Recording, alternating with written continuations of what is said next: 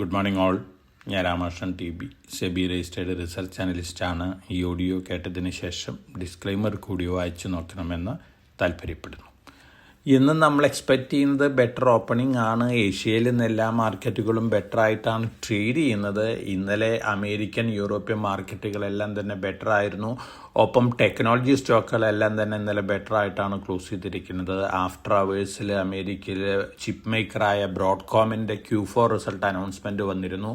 Better than expectations ആയിരുന്നു. അതുകൊണ്ട് തന്നെ ബ്രോഡ്കോം 5% ബെറ്റർ ആയിട്ടാണ് ആഫ്റ്റർ അവേഴ്സിൽ അമേരിക്കയിൽ ട്രേഡ് ചെയ്യുന്നത്. ഇന്നലെ പുറത്തു വന്നിട്ടുള്ള ജോബ്സ് ഡാറ്റ മാർക്കറ്റിന് ഫേവറബിൾ ആയിരുന്നു. അതിൻ്റെ ഒരു പോസിറ്റീവ് ഇമ്പാക്റ്റ് ആണ് അമേരിക്കൻ മാർക്കറ്റിൽ കണ്ടിട്ടുള്ളത്.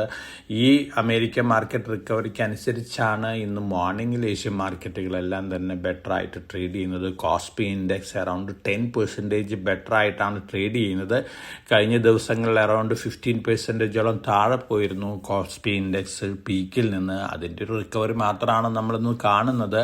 ഇത്തരത്തിലുള്ള റിക്കവറി തന്നെയാണ് ജാപ്പനീസ്, ചൈനീസ് മാർക്കറ്റുകളിലൊക്കെ ഉള്ളത്. അതേസമയം കമോഡിറ്റി മാർക്കറ്റിൽ കമോഡിറ്റികളെല്ലാം തന്നെ ഇന്നലെ ബെറ്റർ ആയിരുന്നു. ഗോൾഡ് ഇന്ന് മോർണിംഗിൽ ട്രേഡ് ചെയ്യുന്നത് $5188 പെർ ഔൺസിനാണ് സ്പോട്ട് ഗോൾഡ്. സിൽവർ ട്രേഡ് ചെയ്യുന്നത് $84.5 പെർ ഔൺസിനാണ്. പ്ലാറ്റിനം $2182 പെർ ഔൺസിനാണ്. പ്ലാറ്റിനം കണ്ടിന്യൂസ് ആയിട്ട് 4ാമത്തെ വർഷം സപ്ലൈ ഡെഫിസിറ്റ് ആയിരിക്കും എന്നുള്ള റിപ്പോർട്ടുകൾ വരുന്നുണ്ട്. ഇൻഡസ്ട്രിയൽ ഡിമാൻഡ് കൂടിക്കൊണ്ടിരിക്കുന്നു, അതിനനുസരിച്ച് സപ്ലൈ വരുന്നില്ല എന്ന തരത്തിലുള്ള റിപ്പോർട്ടാണ് വേൾഡ് പ്ലാറ്റിനം കൗൺസിൽ പുറത്തുവിട്ടിരിക്കുന്നത്. ഇന്ന് ജമ്പ് ചെയ്തിട്ടുള്ള ഒരു കമ്മോഡിറ്റി അയണോർ ആണ്. അയണോർ വലിയ രീതിയിലാണ് ഇന്ന് ഏഷ്യൻ മാർക്കറ്റിൽ ജമ്പ് ചെയ്തിട്ടുള്ളത്. അറൗണ്ട് 3% ബെറ്റർ ആയിട്ടാണ് ട്രേഡ് ചെയ്യുന്നത്. ഇതിന് പ്രധാനപ്പെട്ട കാരണം ചൈനീസ് ഗവൺമെൻറ് വലിയ രീതിയിൽ സ്റ്റിമുലസ് ഒക്കെ പ്രപ്പോസ് ചെയ്യുന്നു എന്നുള്ള റിപ്പോർട്ടുകളുണ്ട്. അതോടൊപ്പം തന്നെ ചൈനീസ് ഗവൺമെൻറ് 2026 GDP ഡാറ്റ 4.5%-നും 5% ഇടയിലായിരിക്കും എന്നുള്ളൊരു സ്റ്റേറ്റ്മെൻറ്റ് നടത്തിയിട്ടുണ്ട്. 1991 ശേഷമുള്ള ലോവസ്റ്റ് ടാർഗറ്റാണ് ചൈനീസ് ഗവൺമെൻറ് ഫിക്സ് ചെയ്തിരിക്കുന്നത്. അതോടൊപ്പം തന്നെ എയിലിൻ സ്റ്റീൽ സെക്ടറിന് ഉത്തേജിപ്പിക്കാൻ വേണ്ടി ചൈന പലതരത്തിലുള്ള മെഷേഴ്സും കൊണ്ടുവരുമെന്നുള്ള റിപ്പോർട്ടുകളുണ്ട്. അതിൻ്റെ ഒരു പോസിറ്റീവ് ഇമ്പാക്റ്റാണ് അയൺ ഓർ പ്രൈസസിലുണ്ടായിട്ടുള്ള ജമ്പ്. തീർച്ചയായിട്ടും ഇത് ഇന്ത്യയിലത്തെ NMDC പോലുള്ള ഓഹരികളെ സംബന്ധിച്ച് പോസിറ്റീവ് ഇമ്പാക്റ്റാണ് നൽകാൻ പോകുന്നത്. ചൈനയുടെ മൂവ് പൊതുവെ സ്റ്റീൽ സെക്ടറിന് പോസിറ്റീവ് ഇമ്പാക്റ്റാണ് നൽകാൻ പോകുന്നത്. ഒപ്പം മറ്റ് കമ്മോഡിറ്റികൾ കോപ്പർ, സിങ്ക്, അലുമിനിയം, ഈ കമ്മോഡിറ്റികളും ബെറ്റർ ആയിട്ട് തന്നെയാണ് ഇന്ന് മോർണിംഗിൽ ട്രേഡ് ചെയ്യുന്നത്. ബ്രെൻഡ് ക്രൂഡ് ഓയിൽ ഇന്നും ബെറ്ററാണ്. $83.64 പെർ ബാരലിനാണ് ഇന്ന് മോർണിംഗിൽ ട്രേഡ് ചെയ്യുന്നത്. നാച്ചുറൽ ഗ്യാസും ബെറ്റർ ആയിട്ട് തന്നെയാണ് ട്രേഡ് ചെയ്യുന്നത്. ഇന്നലെ ഇന്ത്യൻ റുപ്പി ചരിത്രത്തിൽ ആദ്യമായിട്ട് 92 താഴേക്ക് പോയിരിക്കുകയാണ്. 92.28 പെർ ഡോളറാണ് RBI ക്ലോസിംഗ് പ്രൈസ്. അതിനെ താഴെയാണ് അൺഒഫീഷ്യൽ മാർക്കറ്റിൽ 92.45 ലെവലിലൊക്കെയാണ് അൺഒഫീഷ്യൽ മാർക്കറ്റിൽ ഇന്ത്യൻ റുപ്പി US ഡോളറിന് അഗൻസ്റ്റ് ആയിട്ട് ട്രേഡ് ചെയ്യുന്നത്. ഇത് തീർച്ചയായിട്ടും ഇന്ത്യനെ സംബന്ധിച്ച് നെഗറ്റീവ് തന്നെയാണ്. ക്രൂഡ് ഓയിൽ പ്രൈസ് കൂടുന്നത്, അതുപോലെ തന്നെ ഗോൾഡ് പ്രൈസ് കൂടുന്നത്, റുപ്പി ഡിപ്രീഷിയേറ്റ് ചെയ്യുന്നത്, ഇത് ഇന്ത്യൻ എക്കണോമിക്ക് വലിയ പ്രഷറാണ് നൽകാൻ പോകുന്നത്.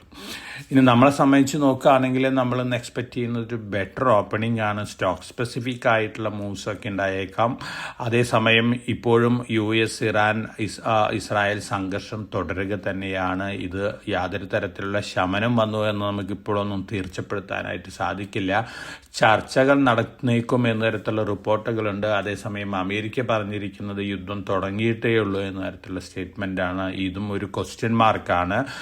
വലിയ രീതിയിൽ യുദ്ധം വഷളാവുക, അതുപോലെ തന്നെ നീണ്ടു പോവുകയാണെങ്കിൽ തീർച്ചയായിട്ടും ഇന്ത്യനെ സംബന്ധിച്ച് തന്നെ ഏറ്റവും നെഗറ്റീവ് ഇമ്പാക്റ്റ് ലഭിക്കാൻ പോകുന്നത്. കാരണം ഇന്ത്യയുടെ എക്സ്പോർട്ട്, ഇമ്പോർട്ട് അല്ലെങ്കിൽ ബിസിനസ് റിലേഷൻഷിപ്പ് മിഡിൽ ഈസ്റ്റ് കൺട്രികളായിട്ട് നോക്കുകയാണെങ്കിൽ വളരെ നല്ലതായിരുന്നു. ഇത്തരത്തിലുള്ള സംഘർഷം കൂടുമ്പോൾ തീർച്ചയായിട്ടും ക്രൂഡ് ഓയിൽ സപ്ലൈനെ അഫക്റ്റ് ചെയ്യുന്നു. അതുപോലെ തന്നെ ഈ LPG സപ്ലൈനെയൊക്കെ അഫക്റ്റ് ചെയ്യുകയാണ്. ഗവൺമെൻറ്റിൻ്റെ കണക്ക് പ്രകാരം 25 ദിവസത്തേക്കുള്ള സ്റ്റോക്ക് മാത്രമാണ് LPGയിലുള്ളത്. ഇന്ത്യനെ സംബന്ധിച്ച് 90% LPG നമ്മൾ മിഡിൽ ഈസ്റ്റിൽ നിന്നാണ് ഇമ്പോർട്ട് ചെയ്യുന്നത്. വളരെ നെഗറ്റീവായിട്ടുള്ളൊരു ഫാക്ടറാണ് ഇത്. കാരണം നമ്മുടെ ജനങ്ങൾക്ക് LPG കിട്ടാതെ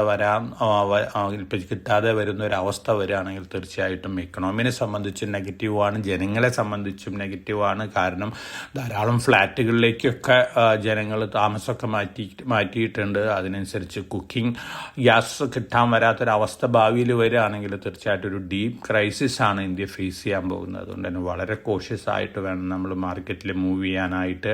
യുദ്ധം എത്രത്തോളം നീളുന്നുവോ അത്രത്തോളം നെഗറ്റീവ് ഇമ്പാക്റ്റ് ആണ് ഇന്ത്യൻ എക്കണോമിക്ക് നൽകാൻ പോകുന്നത്. അപ്പോൾ വളരെ കോഷ്യസ് ആയിട്ട് മാത്രം മാർക്കറ്റിൽ ഹ്യൂജ് ഇൻവെസ്റ്റ്മെൻറ്റ് ഇപ്പോഴത്തെ അവസ്ഥയിൽ നടത്തിയാൽ മതി. ഒന്ന് ക്യാഷ് ഹോൾഡിങ്ങിൽ നിൽക്കുന്നത് നന്നായിരിക്കും എന്നാണ് ഒരു സജഷൻ. അതോടൊപ്പം തന്നെ മറ്റ് ന്യൂസ് ഫ്ലോസ് നോക്കുകയാണെങ്കിൽ BSEയിൽ Sensex next 30 futures and options contract start ചെയ്യാനായിട്ട് സെബിയുടെ അനുമതി കിട്ടിയിട്ടുണ്ട്. BSEനെ സംബന്ധിച്ച് ലോങ് റണ്ണിൽ പോസിറ്റീവാണ്. L&T മൈൻട്രി പോസിറ്റീവ് ന്യൂസ് ഉണ്ട്.